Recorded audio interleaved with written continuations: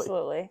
You know? So once we make those commitments, and we've gone through all the commitments, I think another thing that people struggle with, and this is something that we went through personally experiencing, is like blending families. So Yeah. I have 2 kids, obviously, from a previous marriage. He has a kid from a previous marriage. Yeah.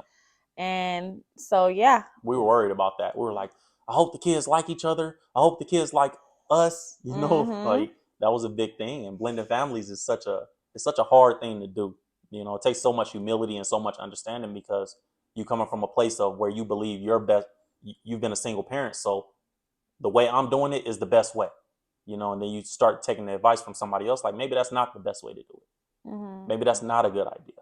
Hey, I've been a man, boys need this. Hey, I've been a woman, girls need that. You know? And I think that's a big part of it.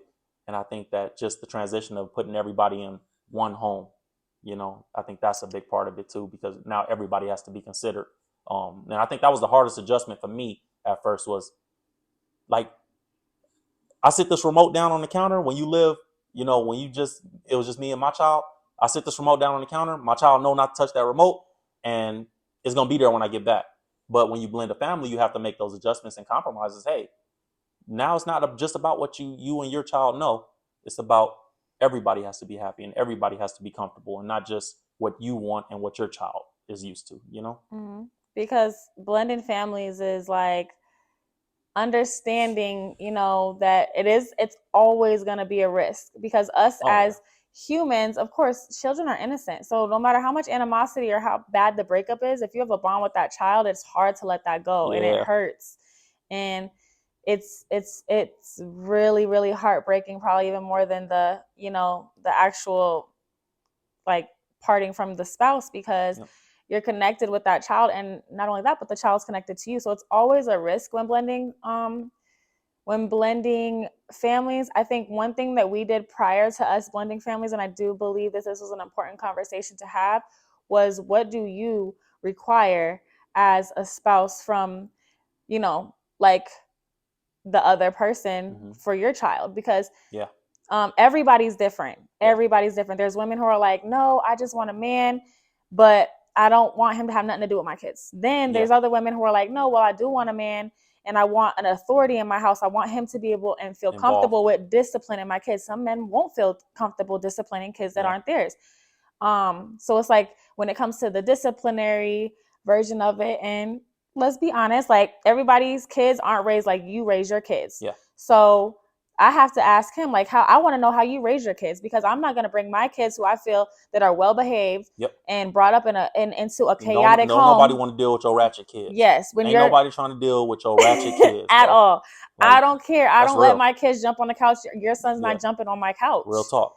And if you have to be okay, I'm sorry, you have to be okay with me saying that's not okay. Yeah. And If we're and gonna do this. if we're gonna do this, Hmm. so it's a respect thing. It's, are your kids gonna respect me? It doesn't have to be authority, as far as like, oh No. well, you need to be cool with me whooping your kids. No, No. No. No. that's not gonna happen. That's No. not something that we do. No. But you need to be comfortable, like, if somebody need to go in timeout, or just having a conversation, even with your kids. So there's Yeah. a conversation that we have together. There's a conversation that we have uh alone with our own kids. Hmm. And then there was a time where we brought everybody together, and we Family had a meeting. family meeting, Hmm. and we all talked about it. I want to know what your kids do have a say so. Yes, they do. They They're don't people. have the authority They to don't have the make final decision, decisions. but They yeah, do have a say so. They but have they do have a opinions. say so, Yes, they do. because it's their life too. Yes. And now we're all sharing the home. Everybody's life is getting And just shaken up right now. individually, like we all spoke to each other. Like I spoke to the kids, you spoke to the kids, all individually, you know. And hey, how do you feel? How does this make you feel? And even to that, a good point in blending families that a lot of people don't do is it's easier when you start finding things to bond with the children over individually. So everything doesn't always have to be in a group setting. Mom doesn't always have to be around for me and you to hang out.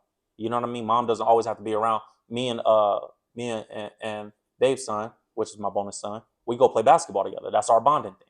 You know, um, me and our daughter, we go do something else together, or me and our other son would do something else together. You know, like everybody has to have an individual bonding moment, and that makes it where it's a lot easier of a transition that you can, have a real everybody has their own relationship within the family structure. And then when we all come together, it makes it a lot smoother because we all know mom loves me, dad loves me, and we all have this individual thing, but it's as a collective, we come together and it's like Voltron. Yeah, because it could be tough because in a normal world, Yeah. couples argue. We fight, and you don't want, like, if God forbid your kids hear you arguing or you're fighting, and then it's like, oh well, now like they immediately like they pick sides, or Yeah. they Yeah. lose respect for the other person. Yep. Oh well, so and so's mean to mommy, Because so there's I no don't have to relationship. listen to him. Yep. Yeah, because they don't have that bond, they don't have that relationship. It's kind of like, I'm just here because my mom's here. Exactly. You don't want And that. that's not a healthy way to blend a family. No. So again, everybody's requirements are different, but I do think that those are conversations that you need to have with somebody before blending a family. Is, how do you raise your kids? Or when I'm your gonna kid just bypass mom and I'm gonna just go ask dad. Yeah, I'm gonna just go ask him because I know him and mom is arguing right now. So exactly. yeah. But have those conversations. Like, how Yeah. do you, when your kid acts up, how do you discipline? Like, Yes. how do you discipline? I want to know how you talk, to your kid. Like, Yeah.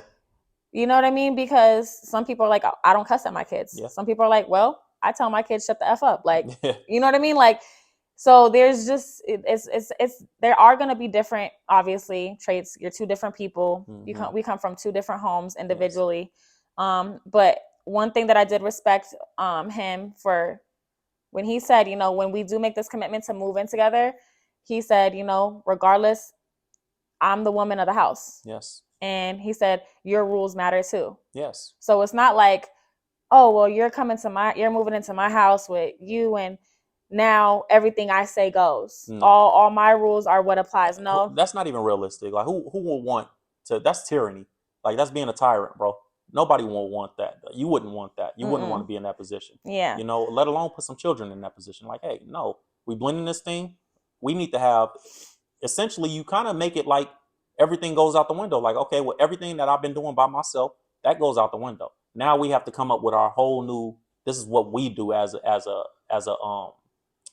just as a unit. Like, this is what our beliefs are. This is what our standards are for our family. This is what our rules are.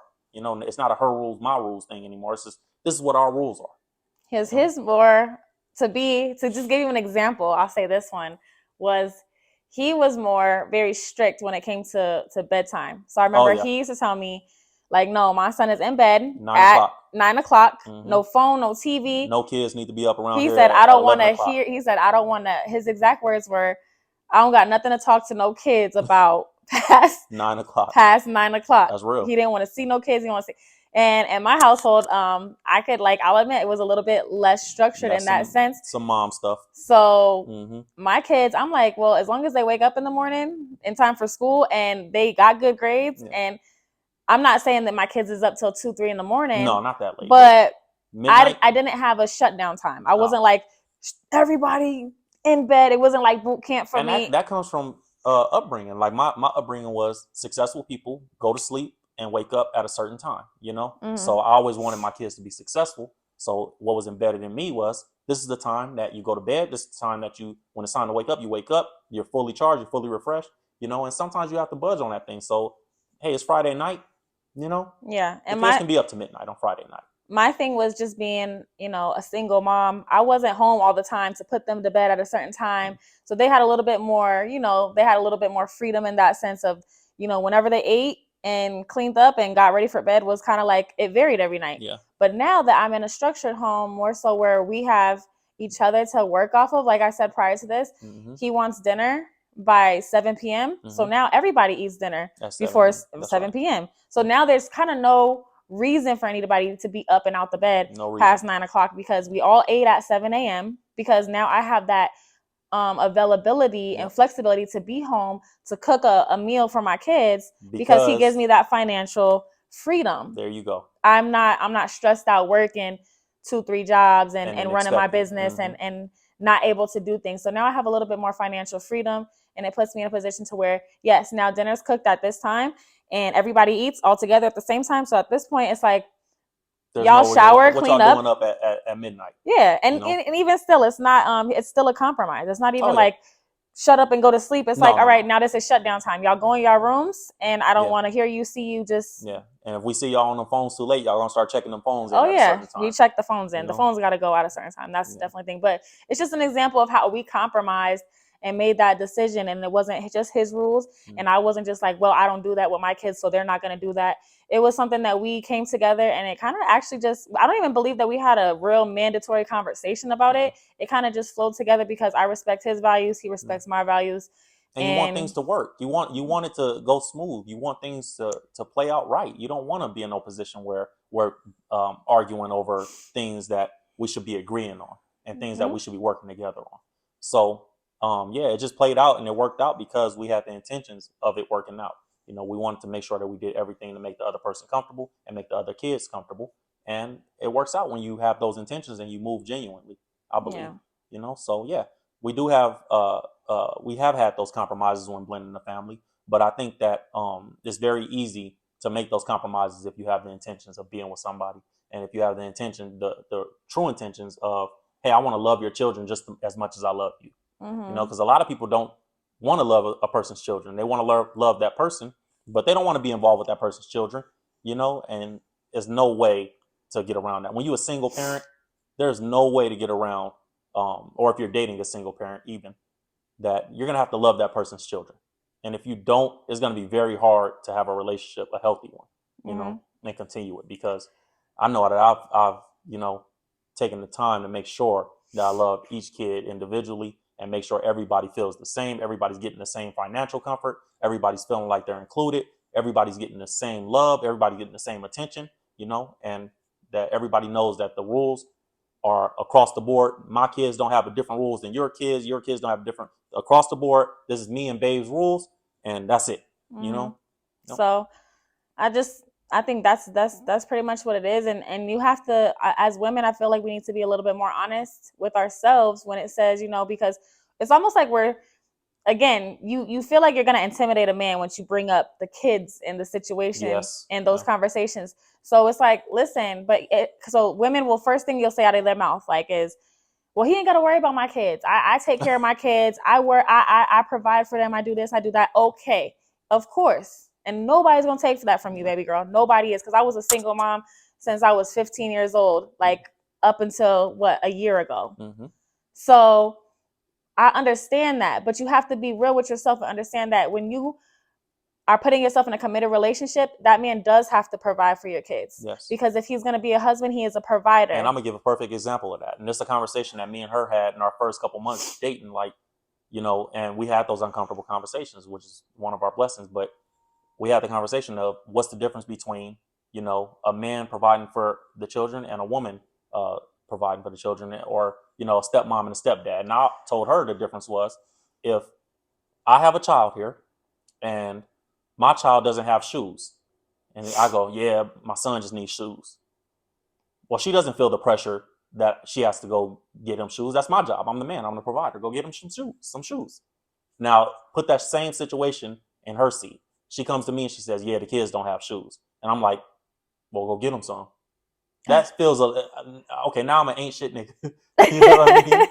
He just you laying with this man every night. You can't buy your kids some shoes. It's a whole different feeling when I say the same thing that she would say. Exactly. So there is a difference between a single mom and a single dad in that sense. So as a single dad coming into a relationship where you're going to blend a family, you have to be willing to accept that role. And as a woman, you have to respect, I feel, that he's filling that role, and that no matter how well you take care of your children, it's still going to fall on his lap.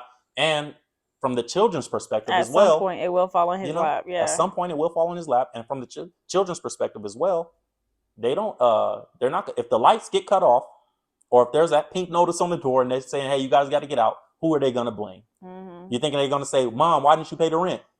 They're going to go, Will, what's going on? Yeah. So it's just being honest and being real with yourself, and not saying that, you know what I mean? That doesn't necessarily mean like, oh, well, my kids, it doesn't mean like, because I think that some women or some men feel that like, well, I don't want to be a stepdaddy, or I don't want to be okay. So if you are not with your kid's father, the biological, spouse, to your kids, parent. I don't care. They are going to have a stepfather and a stepmom. Yep. That's just What how it is. is. And it doesn't necessarily mean that they have to call that person mom or dad. It doesn't mean that that mom or dad is being replaced. Oh, well, my kid's got a dad. My kid's father takes care of him. He still comes there every weekend, picks him up. That's cool. But when dad's not around for the whole week and he's in the house with, y'all, he doesn't have to, that man isn't his dad, but he is a father figure Yes. in that moment. And we have to respect that and understand that, because at the end of the day, to his kids, you're the mom figure in that. Yes, it is. If that kid gets hurt and falls, they looking for that woman affection to come Yep. over there and pick him up and hug him and say, baby, are you okay? Yep. It doesn't mean that I'm replacing the mother in a Right. situation. It doesn't mean they have to even call me mom. Right. But it does mean that I will play that role, because that's what I signed up for when I made this Yeah. commitment to be with this person who has children. And you got to be comfortable with that role. Yeah. And you got to be comfortable with it, and you can't shy away from it. You can't be like, and I was the guy that was like, I don't want to date single moms because of X, Y, and Z. She came along and just blew my socks off. With 2 kids. She's I did. just a great woman, but you guys can hear from the things that she says why I picked her, and I think that, learning that role for me was probably a harder transition for me than it was for her. I had to learn how to, hey, I'm bonus dad, I'm here to do my part. You know what I'm saying? But it's a role. It's a role that you have to be comfortable playing. And if you're not comfortable playing that role, don't pretend like you are. Don't get yourself in a situation where you're with a single parent, because there's no way around it again. If you date a single woman or a single man that has children, you're going to have to play some role in their children's life if it's going to be a long-term commitment. Absolutely.